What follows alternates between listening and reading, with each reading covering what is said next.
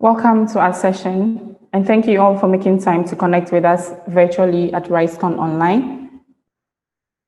Our heartfelt solidarity goes out to all persons who couldn't connect with us today because their governments decided to shut down the internet.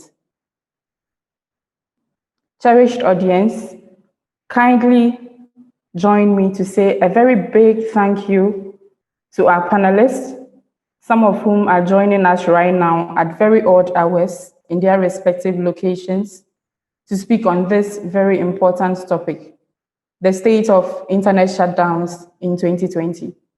My name is Felicia Antonio, and I work at Access Now as the Keep It On campaign lead.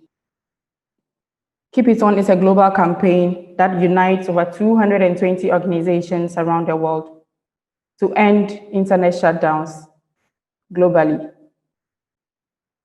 Unfortunately, we have an hour for this session, so please forgive me if I tend to be very miserly with time. And so I would call on my panelists to introduce themselves. Kindly let us know your name, profession, organization, country.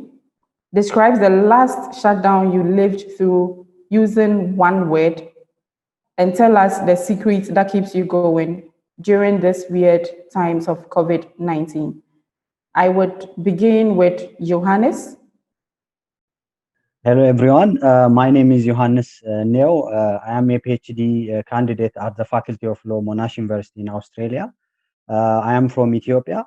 And the last experience of shutdown was really disconnecting.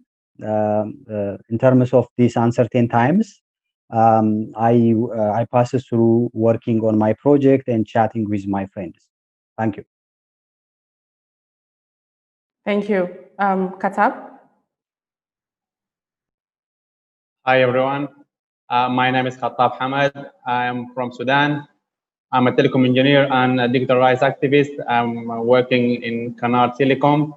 It's an ISP in Sudan, and also I'm a member of a professional union of technology and communication in Sudan. My last internet shutdown experience was really frightening. Thank you all, and I hope this discussion will be good and helpful. Hello, everyone. My name is Ajin Yedanathain, and I'm the director of the Free Expression Myanmar, and I'm from Myanmar. And I live in the major city of Myanmar, so I'm not the one who's been, physically and experiencing this, ongoing shutdown. But I co-organized and participated in the Internet Blackout Days campaign to stand in the solidarity with the people in the affected areas. So my one day without the internet in this kind of digital age is destructive. And when it's come to the COVID-19 time, the faith in the humanity keeps me going. Thank you. Thank you. Okay, Dama. Okay, my name is Damar Juniarto. I'm Executive Director at SafeNet. SafeNet is a regional organization of digital defenders who works mainly in Southeast Asia countries. I'm from Indonesia, based in Jakarta. My last internet shutdown experience was in one single word, uncertain. So the same word I will use to describe the time of COVID-19 in Indonesia right now. And what keeps me going on in this time of COVID-19 is my small family. We are having fun at home. Thank you. Thank you. And then Radhika. Hi, everyone. My name is Radhika, and I'm a counsel with Software Freedom Law Center, which is based out of Delhi, India. So as you know, that India is a large country with more than 29 states. So internet shutdowns are very hyper local, and they happen in certain parts of the country. I was part of one internet shutdown in December for a couple of hours, and I live in the capital city of Delhi, where nobody thought that the internet could ever be shut down. But it was, and the experience was very surreal. The thing that keeps me going in these uncertain times is the faith in democracy, that at the end of the day, democracy is going to withstand all that we're going through. Thank you. Thank you so much. So, it's good to see that we all have things that are keeping us going. And yes, the internet plays a very important role here. So let's just dive into the conversation right away. And I would start with Johannes again. We do see that internet shutdowns keep happening over and over again in Ethiopia. Could you let us know what's happening? And could you also let us have a bit of some context with regards to what's lacking in our understanding of the internet shutdowns in Ethiopia? Thank you, Felicia. Yes, it's true. The internet shutdown is happening time and again in Ethiopia. It's because this is related with something, the growing pace of internet penetration. Indeed, in the past few years, the internet penetration rate was between 10% up to 15%, but now the internet penetration rate is growing around 23%. And with this low penetration, the internet has been manipulated and abused by users. That's why the government shuts down the internet. The first instance would be there is a mass mobilization on the internet. Protesters in various times organize themselves online and also exchange a lot of information through online. So the government wants to control the narrative by shutting down the internet. And the other instance would be there is an ethnic polarization in a country like Ethiopia, where everything is organized on ethnicity. The social media is also highly polarized, so that the users just propagate and advance their views and also disseminate in the echo chambers, so that this polarization triggers the government to shut down the internet. The other one is there is also a growing dependence on second-hand use of Facebook. In Ethiopia, there are around 8 million Facebook subscribers, and also there are more than that figure that could use second-hand information. So this second-hand information could enable them to use misinformation and also to instigate violence and also hate speech. That's why the government, in many instances, shutting down the internet and wants to control the narrative by temporarily shutting down the internet. Having said this, to see the broader context in detail, recently Ethiopia has imposed the internet shutdown following the killing of famous artist named Hachalu Hundessa. Following his death, there was a growing violence and civilian attacks. According to human rights reports, there was also attacks based on ethnicity and religion. So the government imposed a complete shutdown for 3 weeks' time, but now it's restored. This is because something to do with the national security. Indeed, although the measure is necessary, but according to the accepted norms of international human rights law, the measure is not legal because it's not based on laws, and also the measure taken, indeed, even though it could be necessary, but it doesn't be based on laws, and it's not also transparent. The other context related with national security was last year there was a high-profile assassination in Amhara region. In that occasion as well, the government shutting down the internet for the sake of national security, and also other justifications were given by the government, such as to stop students from exam cheating. And also last year on December, there was a brief internet shutdown to block cyber attacks by unknown hacktivists. So all these things led our internet shutdown saga a bit problematic, as well as it's not governed and based on rules. Indeed, we don't have any legal framework that discourage the internet shutdown. However, the government, especially the Attorney General, using its advisory council, has now developed kind of draft law under the Computer Crimes Proclamation that discourage internet shutdown, but such law is not enacted yet. And the other thing is there is also a kind of flawed narrative in the country that even during shutdowns and after shutdowns, the perception of the public is a bit flawed, especially when it comes to whether shutdown is necessary. The recent poll run by EthioTube found that more than 80% people support the shutdown measure, so that there is a perception that internet is something a luxury, but in times like this, when COVID come into, the internet is not luxury, it's indeed necessary. So such kind of perceptions should be changed as well. In terms of strategies to survive the internet shutdown, I have been working in researches as well as in civil society organizations. We have organized the Ethiopian digital rights version named Network for Digital Rights, and we wrote position papers as well as concept notes to fight internet shutdowns. And also we were attempting to start strategic litigation, but due to legal and practical problems, we were unable to start internet shutdown litigation at this time, but hopefully we will continue litigating internet shutdown as well. I will come back on the Q&A. Thank you. Thank you so much, Johannes, for the detailed contextual background and also making it obvious that these recurrent internet shutdowns do not really resolve the root cause of problems or crisis in Ethiopia. Thank you so much. So let's move to Katab, who is from Sudan. And so, Katab, tell us, you were able to bring down a 30-year-old dictatorship without the internet. How did that happen?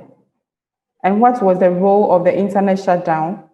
And for those that had few connections in the country, how did that amplify voices in Sudan? You have 3 minutes, please. Okay.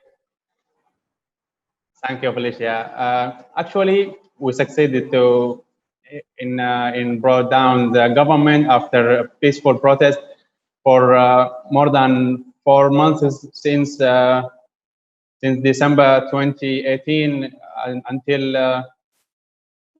April 2019.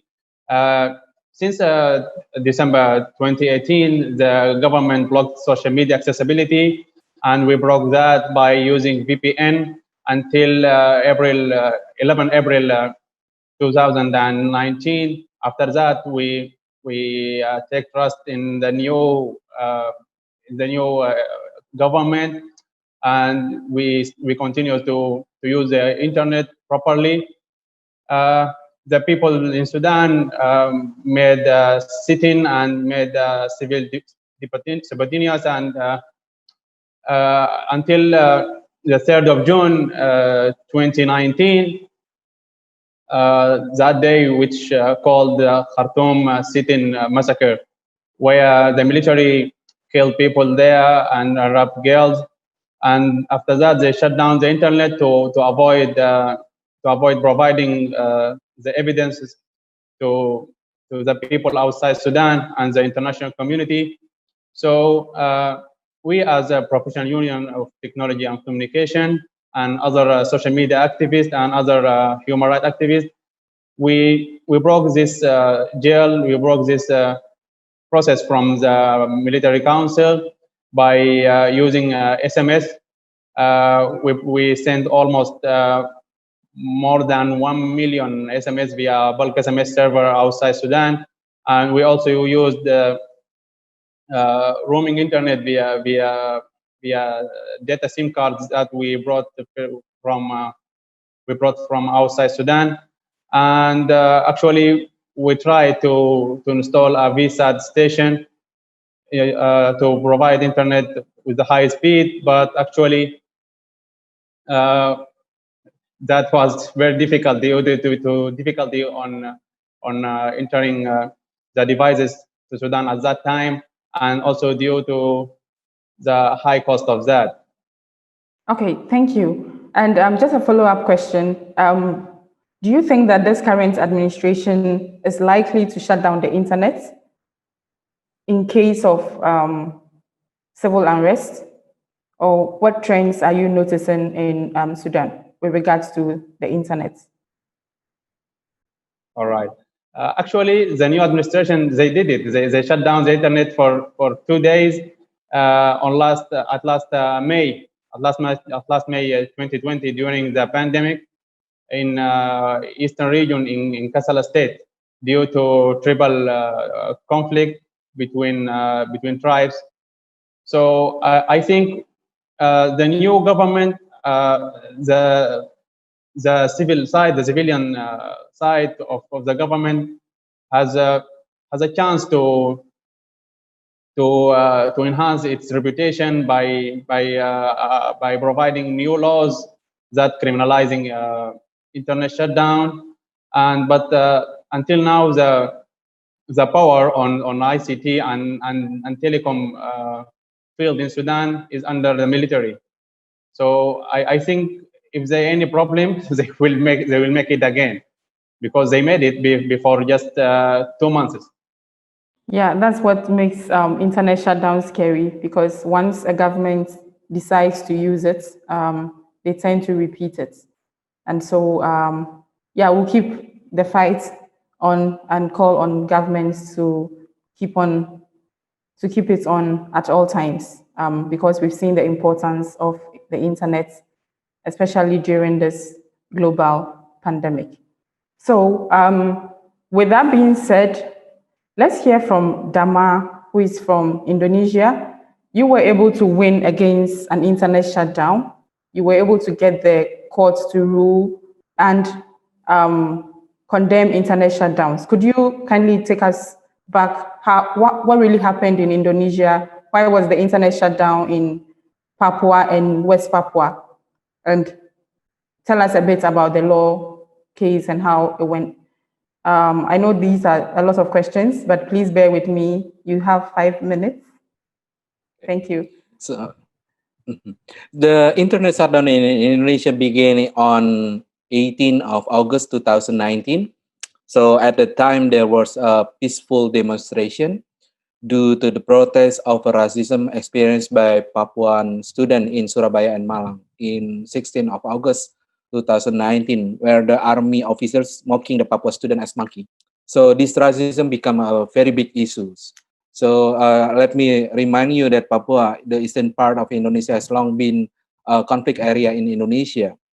And the government usually use security approaches to control the region. But now they are also using technological operation to curb freedom of expression and also freedom to assembly through bandwidth throttling and internet shutdown. So total time, 78 hours of bandwidth throttling in the beginning, and then followed by 300, 338 hours, almost 3 months of internet shutdown in 2 provinces in Papua and West Papua in 2019. So also for your information, this case is not the first time happened in Indonesia. So the first time, the previous case had occurred during the riots after the election in May 2019. So the government ordered the ISP to slowing down images and also videos in instant messaging like WhatsApp and also social media, so they cannot send anything through the social media. So this is becoming our effort along with the other CSOs from Press Freedom Team. We are the plaintiff and also Alliance Journalists of Independence also joining to sue the government. So we bring this internet shutdown to the court in November 2019. And finally, we won in June the 3rd in 2020. So the judge of administrative court in Jakarta has a final decision that the internet shutdown was an act of unlawful action. So this is very important and very cheering up our effort. So this court judgment can be a good precedent for respecting rights of to information both online and offline, especially in Indonesia. And what we had as the winning the winning factor is actually the consolidation between the CSOs and also the willing to use the law we bring to the courts to challenge the decision from the government. So from the legal perspective, the internet shutdown practice are against the law and therefore no legal basis to be implemented again by the government. From justice perspective, the people of Papua who suffer from the internet shutdown practice in 2019 could make compensation claims. And from solidarity perspective, we see that the result from Indonesia court against internet shutdown in Papua and West Papua received a strong response from the people of Papua, and also our colleagues and in Myanmar civil society to pressure the Myanmar government to stop internet shutdown in Rakhine and Chin areas. Thank you so much for that heartwarming intervention. And we've seen similar rulings this year in Togo, where the ECOWAS court ruled that the internet shutdown that was ordered by the government in 2017 was illegal and violated the rights of citizens. And this is really important to see that the courts are recognizing the impact of internet shutdowns on human rights and as setting these precedents so that governments would kind of stop shutting down the internet. I think now I would call on Yin to talk to us about the internet shutdown that is happening in some parts of Myanmar, which has lasted over a year now. With elections coming up in November this year, do you think that the government is likely to tamper with the internet in the whole country? Or what trends are you seeing as activists for digital rights in Myanmar? Yeah, thank you, Felicia's. Yes, mobile data shutdown has been studied since 2019, last year, 21st June, in the western part of Myanmar, which is affecting 1.4 million of people. So yes, like you mentioned, like Felicia mentioned, it is over a year now, which is the more longest, internet shutdown. The western part of Myanmar is also the conflict area. So the government and also the military learned from the previous global response to Rohingya by stopping all information flow in the next, armed conflict, which is against Rakhine and other indigenous people there. In Western Myanmar, the government control all information sources via TV and radio.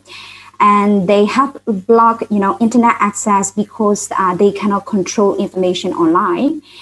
The government has recently realized that, some few media outlets have adapted to the shutdown, and they are bringing out the information to the rest of Myanmar by using, traditional means. So in the response, the government has, publish a directive, those few media websites to be blocked by the telecoms companies so that nobody can read their website, their news. Government excuse of the internet shutdown is, they said, because of the national security, because, given the fact that conflict is, happening there. And the other is because of the religious hate speech and fake news. And like my colleague that Johanna, mentioned, the majority of Myanmar people support the government directive of the internet shutdown, which is really, unfortunate and saddening to see. And we are concerned about the lack of accurate information on COVID-19. But the shutdown area, they have no access to COVID-19 information, except from the government ran TV and radio. As Felicia mentioned in the question, yes, we have a general election in coming November this year. So in the western part of Myanmar, 1.4 million of people will have to go to the polls without, any internet access. So the only information, they about the party they can get is from the government-run media, TV, and radio. So is that free and fair? Is that really free and fair election? But also, what about the rest of the population? Government is acting like, on the public's behalf in the conflict area. So, but the public don't know what government is doing exactly there. Are they going to vote on the basis of the lack of information, voting with a blindfold? The internet shutdown will be remained based on the given fact of ongoing conflict in those regions. So, and we assume and we think like that internet shutdown will be remained. Maybe not during the election, maybe not to the whole part of Myanmar, but exactly to that conflict area. But of course, given we have already experienced one internet shutdown in some part of Myanmar, which means the government can do any shutdown in any part of Myanmar. And when it's come to the law and policy, telecoms company and also other like even like human rights organization as will not go to the court because we are very clear that we cannot expect any solution from the court because like the section 77 of Myanmar telecommunication law give the full power to the government to control the telecoms services. So judiciary don't have any constitutional approach, and they have a very typical military approach instead. And their role is to enforce the government's demands and orders.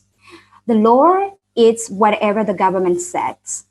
So the constitution is just a toothless piece of paper, as a smoke screen. Thank you, and then I will get back, with the question and answer time.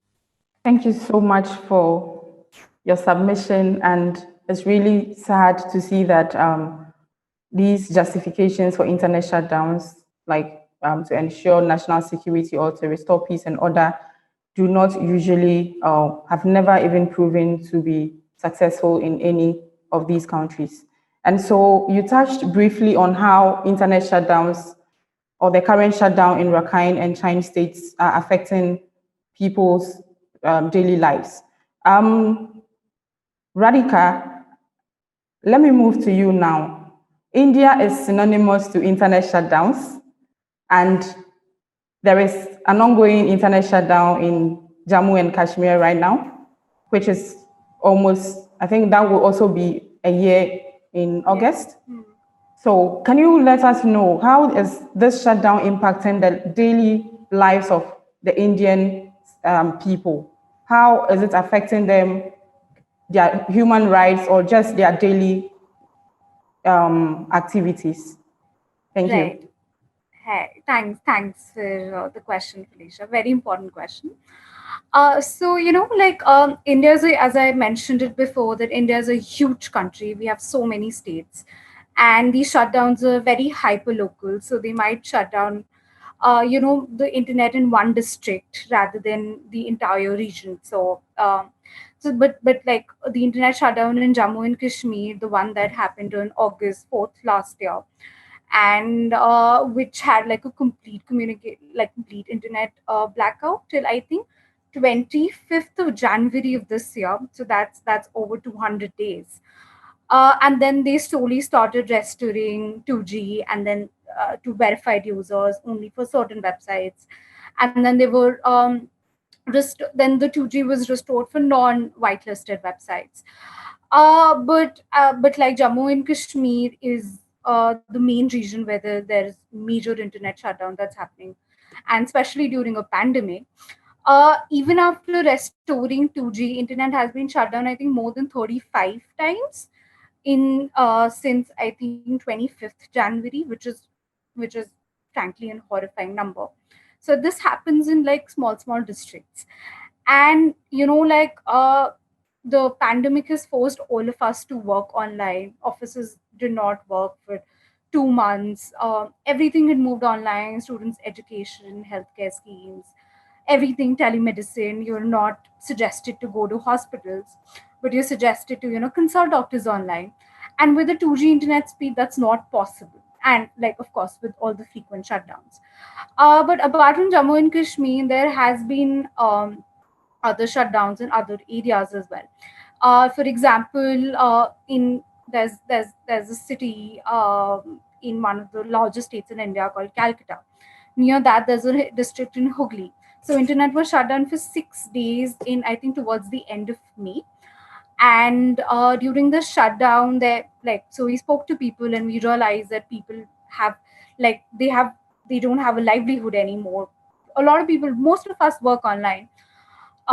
They don't have access to telemedicine. Their source of information is blocked.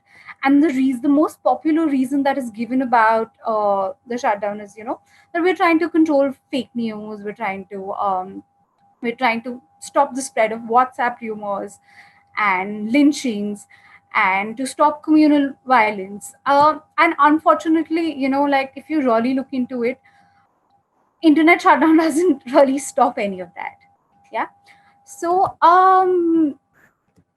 like these are things that really end up having a huge impact on the rights of people. Like, I'm trying not to go into the legality of that, because again, that's a whole other conversation. But I would be happy to answer any questions that people have about the legalities, and how an internet shutdown is imposed, and what the judiciary in India is doing about it. But yeah, it's a terrible situation. Yeah. Yes, it's a terrible situation. I love your conclusion. Um, I think we are doing very well with time.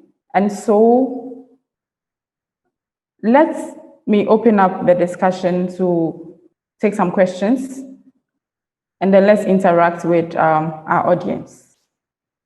So I think we have some questions in this document. Okay.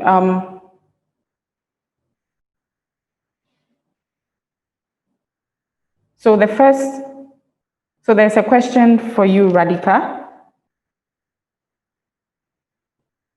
Yes, let me start with Radhika. Can you please talk about the ongoing court case in India? Right. So there, as I said, that the shutdowns are hyper local, and almost every state in India has a high court, and on the top of it there's a Supreme Court. So we had, so after when the shutdown in Kashmir was imposed, there was a petition filed by a very famous newspaper editor, Anuradha Basin, in along with like leaders from Jammu and Kashmir and other people. So there was a judgment that came out on 10th January 2020, where the court, in a very positive judgment, said that internet shutdowns cannot be arbitrary. They have to be necessary and proportional. They also talked about the legal mechanisms that are to be used. So they also said that you should, like, the orders. So the orders and the rules should be revisited um every like 2 weeks, and that has happened. Like, there have been a number of orders that are like uploaded on the website. And but So there was another petition which was recently filed by a organization called Foundation for Media Professionals, which said that like you have to revisit like blocking 2G, and because it's a pandemic and it's really harmful, especially towards students and working professionals. And the court ordered the constitution of a special committee that would look into restoring internet, at least on a district wise level. So not have like a blanket shutdown for the entire state, but restore it at least in some parts of the region.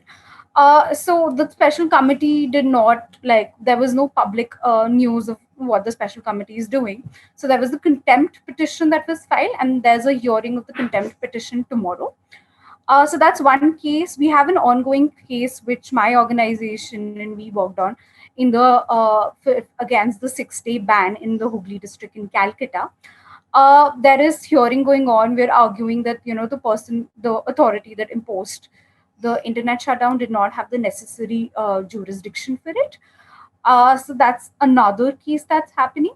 But there was also, so the state of Kerala, which is one of the progressive states in the country, ruled I think last year, in which SFLC were impeders. I would love to send you certain links to anybody who would like to read about it. It ruled that right to internet and education access is the fundamental right. Apart from that, the shutdown that happened in the capital city of Delhi on December, I think, 19, the petition, again, we filed a petition in the court, but it was dismissed, saying that, like that there are orders. We asked that, you have to produce an order, you have to show us that, why was an internet shutdown imposed, and there was no due authority to do that. But so that's been the status of like court cases in India. Right now, there are only 2 cases going on, one in Calcutta High Court and one in the Supreme Court of India. Okay, thank you so much for the, so many questions. Okay. Does internet shutdown affect free internet program by Facebook and others?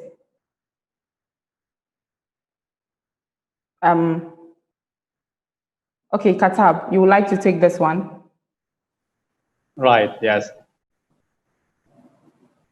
Actually, the internet shutdown, the last internet shutdown in Sudan at 2019, it continued for 37 days.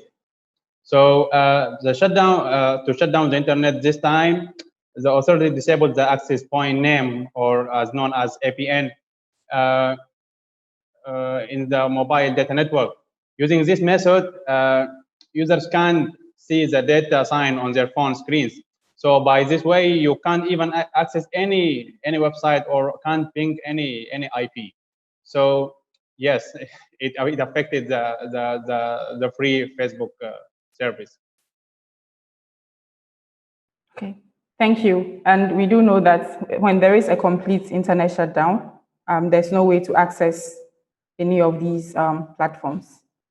All right, Johannes, we have seen the court rule in favor of digital rights and condemning internet shutdowns in Indonesia, in Asia, Indonesia, and then in Togo, with several internet shutdowns happening in Ethiopia.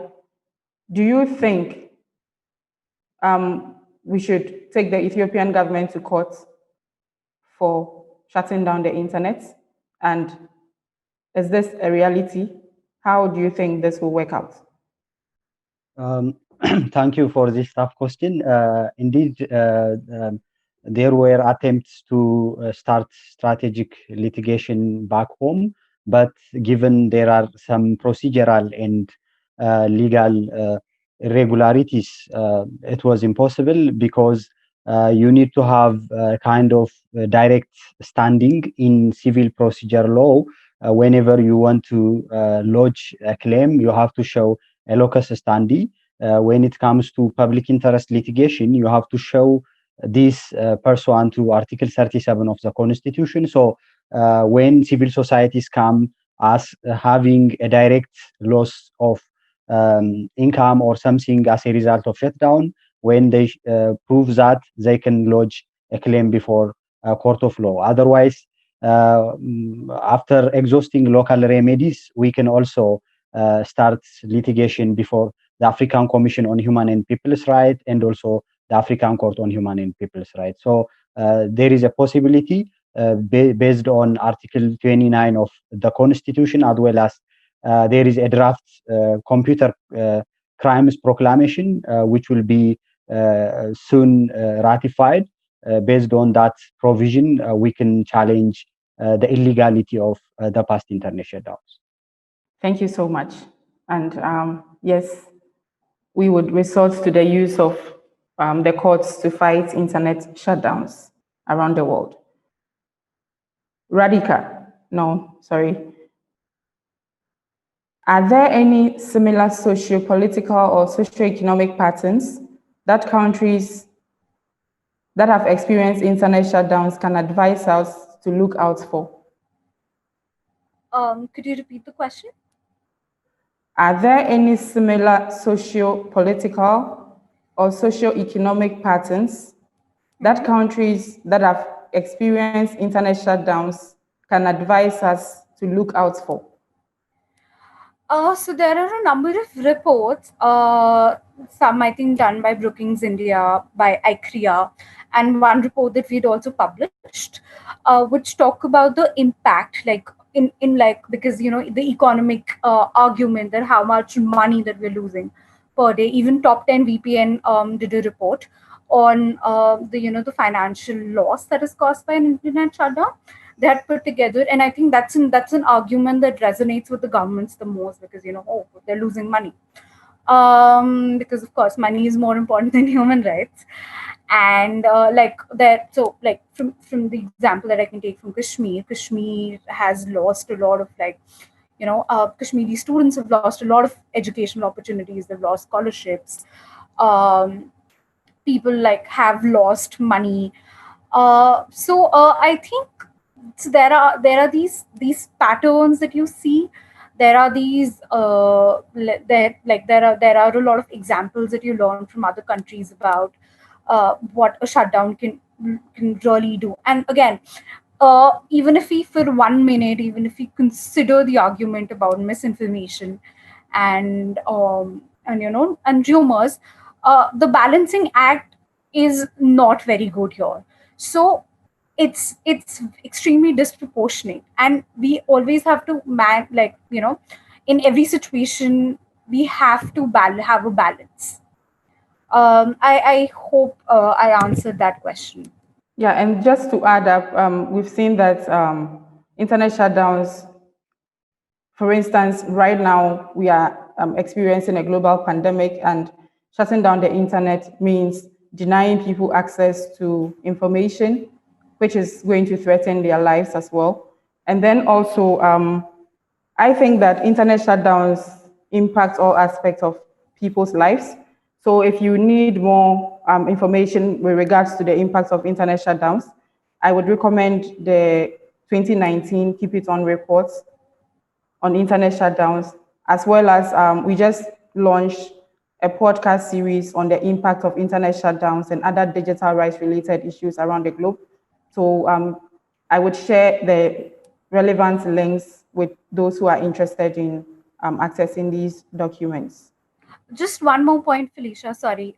So like, one thing that we have noticed, that an internet shutdown ends up creating more panic, because again, you're not able to contact people. You're not, like, for even women's safety, a lot of us send our live locations to our family, to our friends, to make sure that if you're coming back late at night, or if there is something. And internet shutdowns just end up creating so much panic, because again, when you're not able to verify a news. So tomorrow, if you hear that something unsavory is happening in an area, and you feel that a family or a friend is stuck there, and you're not able to verify it over the internet, because that's the first thing that you do, and it just ends up creating so much panic. And that's something that we have to be extremely careful about, that internet shutdowns do create panic. I agree. All right. Yin, this for you. Can you talk more about what you know about the impact of internet shutdowns on human rights, COVID, and other health information? And how are you able to get that information given both shutdown and travel restrictions? I think we've briefly touched on this issue with regards to the impact of internet shutdowns. So Yin, do you want to add on to that? Otherwise, we can skip this question. I think it's been answered. Yeah, I will give a few more additions. Yes, in these days, every human rights it's really linked to internet because, because obviously this is digital age. So yes, not only this, health, the right to health, but also the other, rights are also, being affected, because of the internet. One micro example I can give it, like for example, under the COVID-19, because of the restriction and because of physical restriction, this is why students are supposed to learn online, but because of the internet shutdown in Rakhine, many Rakhine students has to have to go to the streets, to protect about against the internet shutdown. So this is one impact, and again, of course, the other consequent impact is they being arrested and they being facing the trial under the peaceful assembly law because of the government pressure. So this is one micro example that I can give. And when it's come to the how the question how we can get the COVID-19 related information, it's highly unlikely because like I mentioned that it is we can only the people in that affected area can have only the government run media, and they cannot have the accurate and timely and freshing information about the COVID-19. And not only that, they are now they have to run and escape from their village because of the conflict, ethnic armed conflict. This is why it is really highly unlikely that government can manage to give accurate and timely information about the COVID-19 to them. Okay, thanks for the addition. Okay, so we have less than 20 minutes. The next question for Radhika again.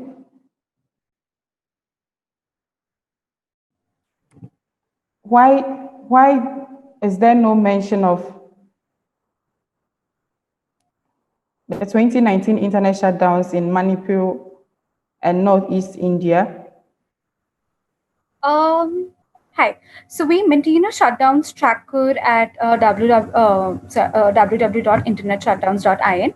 You'll find all the internet shutdowns listed there. But the reason why I focused more on Jammu Kashmir and not on other areas is because Jammu Kashmir as an entire region was shut down, and it's a huge part. And the shutdowns in Manipur and Assam were more hyper-local, but we have recorded all of them. And there is a lot of resource material available on the website. So you can go have a look at that. And in case there are any particular things that you would like to know about these shutdowns, or especially about the Assam High Court's ruling about, about how they ordered the government to restore internet right then and there, and why these shutdowns happen, I'm happy to answer that question. Okay, thank you. So the relevant information will be provided for all interested participants to access. As a high school educator, how do you think high school students from the US can advocate? I will just quickly respond to this one. First of all, they should join the fight against internet shutdowns by following what the Keep It On Coalition has been working on across the globe, and to support the campaign to raise awareness about the impact of these shutdowns.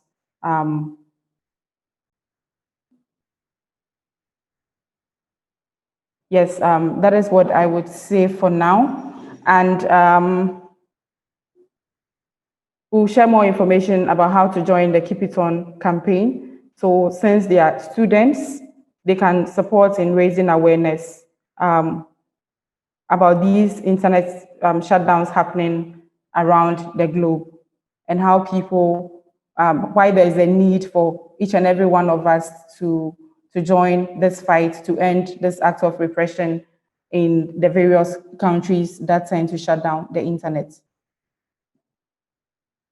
There's a question for Katab. You mentioned that the military shut down the internet in Sudan recently. How long was the internet shut down? Did the civilian part of the government challenge that decision? And were there protests against the decision on the streets? And do you have any good reference regarding this? Okay. Yes, the military shut down the internet in Sudan recently in the eastern region in Kassala state due to, as I mentioned, due to tribal conflict. The internet shutdown period was just for 2 days, and actually the civilian part of the government they didn't challenge that decision because they don't have the authority on the ICT field until now. The TPRA, the Telecom and Post Regulatory Authority, is related to military until now. I think we should advocate this one. We should advocate to make the ICT and telecom to be a part of the civilian part of the government challenge. About the protest against the decision on street. No, actually, our union, the Professional Union of Technology and Communication, we declared a statement that we fighting on this, and also there is a group called SICTA. It's a consultancy group of ICT experts in US. They are Sudanese. They also declared a statement. They sent it to the government that the internet is a human right. The internet is a source of information. The internet is a source of income also, and it's affecting the economy. So yes, I have a reference or a report to read on this matter. I'm a writer on Global Voices. You can search on Sudan, on internet shutdown in Sudan. You can find a lot of information there. Okay, thank you, Katab, for responding to that. We do not have much time to take all the questions that we received, but I would say that let's take one more. And this goes to, just let me know which of you would want to answer that question. How do you address censorship and internet shutdown in the MENA region, especially Yemen, where the internet is monopolized by the governments and people in power, in a humanitarian journalism scenario? Yeah, who would like to take this one? Please let me know.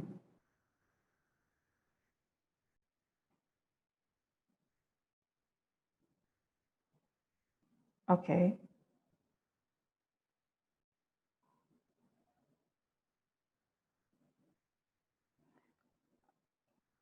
Okay, I would say that in addressing censorship and internet shutdowns in countries where the telecom or the internet is monopolized, I think Ethiopia is one country, and we are happy to hear that it's now working towards liberating the internet space in Ethiopia. And then once there is just a monopolized internet provider in a country, it gives the government the power to control. But that is not to say that in countries where we have even international internet service providers working in those countries, there is always an order from governments, and these companies are not able to resist. This is because of fear of losing their license to operate in that particular country. And then for that reason, they tend to implement these shutdowns that go long way to violate the rights of their their clients who pay and who pay to subscribe to their services.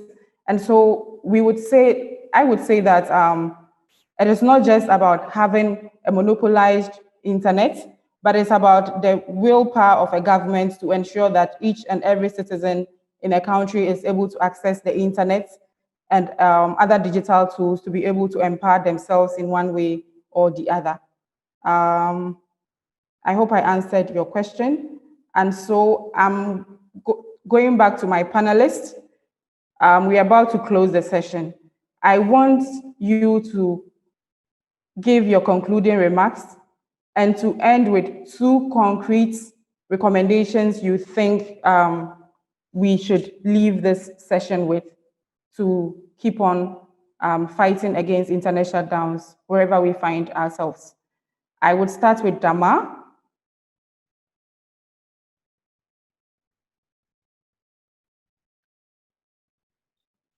Thank you.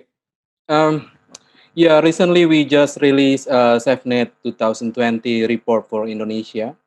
It's called At the Brink of Digital Authoritarianism. So my recommendation on this report is we underlining the fighting back the digital authoritarianism in the form of internet shutdown by the government with strategic litigation. The strategic litigation is very important to send the message that we are not sit still seeing the shutdown. In Indonesia, of course, we use online petition to condemn the shutdown. We are sending summation letter to object the shutdown, and also we protesting nationally about the shutdown on the street. But it is not enough. So doing strategic litigation is very important to protect our digital rights, including the rights to access information and also for democracy. And with this recommendation, I believe we can push back the digital authoritarianism on the Southeast Asia countries as well. Thank you. Thank you so much, Katab. Yin, can we have your concluding remarks and 2 recommendations, at least 2 recommendations you want to conclude with? Thanks. Yes. In Myanmar case, we have done, and also we are still doing the, on public statement, open letters, and also like domestic and international advocacy on the internet shutdown. Of course, which means the government knows, but they don't do anything. So my recommendation is the public needs to end our state councillor Daw Aung San Suu Kyi's Stockholm syndrome. Her strategy for pleasing the military has failed totally. They have not compromised, but instead conflict has increased. So she needs to launch a bold new version and replace her cabinet with new vices and new idea. And my second recommendation for ourselves, human rights advocate, human rights activists, we should keep advocating that national security, which is the government reason for the internet shutdown, it doesn't mean that the government security or military security and amplification for people should not be manipulated. Thank you. Thank you very much, Radhika. Yin. Katab, can you give us your concluding remarks and recommendations we should leave here with? Okay. I think launching a campaign to add a clause to the fundamental rights law at each country that guarantees the internet neutrality will be a good idea.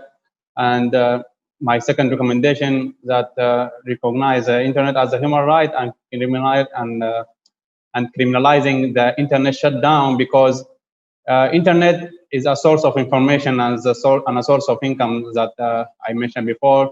And I think creating an international court like the International Criminal Court, the ICC, to judge the responsible people of the internet shutdown. I think this step will make the internet shutdown decision is a hard decision.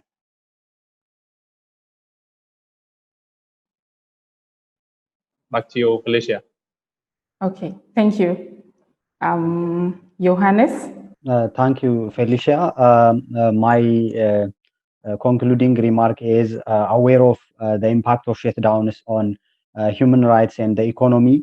The government should end the practice of internet shutdown, and also this internet shutdown is a temporary measure, so that the government should engage with the big elephant in the room, that is the tribal and ethnic form of federalism, and the government should engage all stakeholders, and part of that, many of the problems are the symptoms of our ethnic-based politics. So the internet shutdown will be ended if the government engage with the big elephant in the room. And the other one is the non-state actors, especially social media companies, should work to depolarize the internet by making effective content moderation and fact-checking. In this regard, Facebook and other social media companies should take a lead in doing these non-punitive measures. Thank you. Thank you so much. And last but not the least, Radhika, can we have your concluding remarks and recommendations? Yeah, hi. So internet shutdowns, they are really evil. But as the trend that we see in India is that people don't really understand, what's wrong with an internet shutdown. For them, it's a very casual thing that, oh, we're just stopping misinformation, we're stopping rumors. And that's a belief that's quite rampant. It might be just because the level of education is not so much. So my recommendation is that or everybody should record these internet shutdowns, record the impact, record your voices, come tell us why do you think an internet shutdown is problematic. Read up more. I would recommend reading a lot of reports and studies on internet shutdowns to understand the impact. My second recommendation would be to aggressively litigate against these shutdowns. This is especially to people who can, people litigators, digital right litigators, to aggressively attack all of these shutdowns and file petitions in courts, establish that we have a free that it's a basic fundamental right to have free speech and expression in the country. Thank you so much for these recommendations. And to conclude, we have all mentioned the importance of advocacy, collaboration. And so, in my concluding remarks, I would like to urge each and every one of us who is yet to join the Keep It On campaign against internet shutdown to do so. If you are a civil society organization, and as an individual, you can also visit our website and report incidents of internet shutdowns via shutdownsalerts@accessnow.org.